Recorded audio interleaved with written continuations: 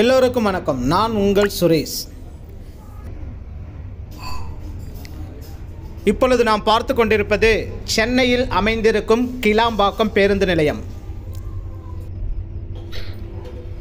கலைஞர் நூற்றாண்டு பேருந்து முனையம் கிளாம்பாக்கம் என்பது இந்தியாவின் சென்னையில் உள்ள ஜிஎஸ்டி சாலை மீது 88.52 ஏக்கர்கள் பரப்பளவில் அமைந்துள்ள மிகப்பெரிய பேருந்து நிலையமாகும். இது கோயம்பேடு நகரில் உள்ள சென்னை புறநகர் பேருந்து நிலையத்தின் போக்குவரத்து நெரிசலை கட்டுப்படுத்த 2019ஆம் ஆண்டில் முன்மொழியப்பட்டது.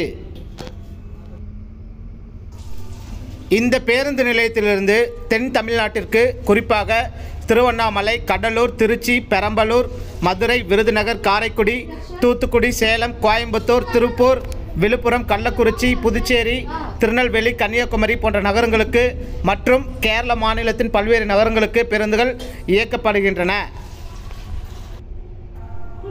இந்த புதிய பேருந்து நிலையத்திற்கு 2019 பிப்ரவரி 22 அன்று அன்றைய முதலமைச்சர் எடப்பாடி க. பழனிசாமி அடிக்கல் நாட்டினார்.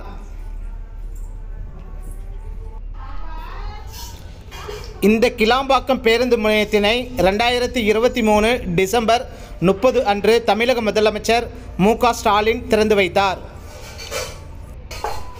மேலும் இந்த பேருந்து நிலையத்தின் நுழைவாயிலில் தமிழ்நாட்டின் முன்னாள் முதல்வர் கருணாநிதியின் சிலை வைக்கப்பட்டுள்ளது. இந்த பேருந்து நிலையத்தில் 11 நடைமேடைகள் அமைக்கப்பட்டுள்ளது.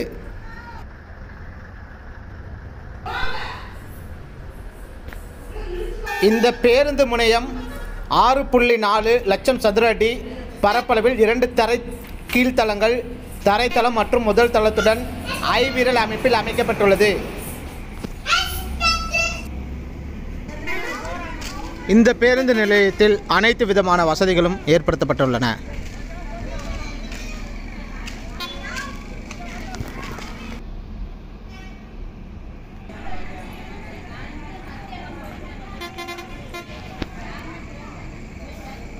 இந்த பேருந்து நிலையத்திற்கு நாளொன்றுக்கு 1,50,000 பயணிகள் வந்து செல்கின்றனர்.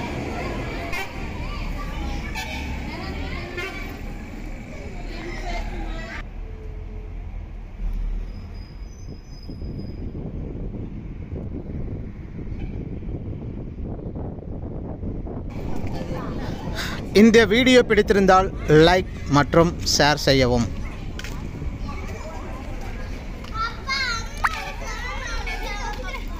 நன்றி, வணக்கம்.